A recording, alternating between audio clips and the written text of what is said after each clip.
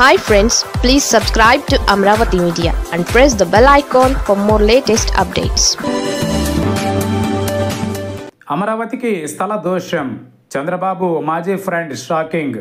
ఏపీలో అమరావతి రాజధాని నిర్మాణంపై రాష్ట్రంలో రాజకీయ పార్టీలు, నాయకుల మధ్య భిన్నాభిప్రాయాలు వ్యక్తమవుతూనే ఉన్నాయి.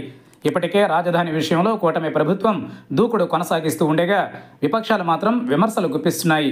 ఇదే క్రమంలో మరో సీనియర్ రాజకీయ నేత సీఎం చంద్రబాబుకు మాజీ మిత్రుడు కూడా అయిన రాయలసీమ పొలిటీషియన్ మరోసారి అమరావతిపై కీలక వ్యాఖ్యలు చేశారు. రాజధాని అమరావతిపై పరిస్థితులు బాగా లేవని, కర్నూలు నుంచి ప్రకాశం జిల్లా వరకు ప్రజలెవరూ సంతోషంగా లేరని కేంద్ర మాజీ మంత్రి చింతా మోహన్ తెలిపారు. రాయలసీమలో రాజధానిపై చిచ్చు మొదలైందని అన్నారు.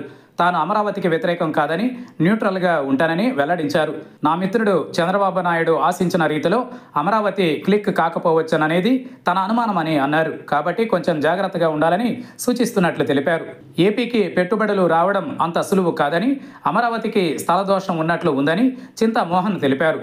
పెట్టుబడులు వస్తాయన్న నమ్మకం తనకైతే లేదని అన్నారు. ప్రత్యేక గదుల్లో ఉన్నారని, దానివల్ల ఉపయోగం లేదని ఆయన తేల్చేశారు. చంద్రబాబు నాయుడు ఆకాశమంత ఎత్తుకు ఎదుగుతాడని, ఏపీని సర్వాంగ సుందరంగా తీర్చిదిద్దుతాడని తాను అనుకున్నానని, కానీ ఎక్కడో బెడిసికొట్టిందని అన్నారు. మద్రాసు రాష్ట్రం నుంచి ఆంధ్ర రాష్ట్రం విడిపోయినప్పుడు గౌతు లచ్చన్న, నెహ్రూ, ప్రకాశం పంతులకు తిరుపతిని రాజధాని చేయమని చెప్పారని, గౌతు లచ్చన్న ప్రతిపాదనను ఎన్జీ రంగా, తరిమెల నాగిరెడ్డి బలపరిచారని అన్నారు.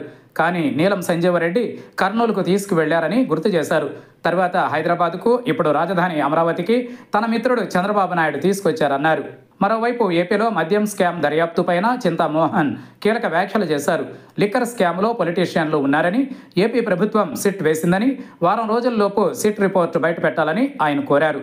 నిజాలు ప్రజలకు తెలియజేయాలని అన్నారు. నాసిరకం లిక్కర్ తాగి కిడ్నీలు, లివర్ చెడిపోయాయి. ఎంతోమంది నిరుపేద కుటుంబాలు రోడ్డున పడ్డాయని ఆయన గుర్తు చేశారు. లిక్కర్ స్కామ్లో తప్పు చేసిన వారికి శిక్ష తప్పదని అన్నారు. జయలలిత ముఖ్యమంత్రిగా ప్రభుత్వ ఆస్తిని కొన్నందుకు ఆమె మరణించిన తరువాత కూడా కోర్టు శిక్ష వేసిందని గుర్తు చేశారు.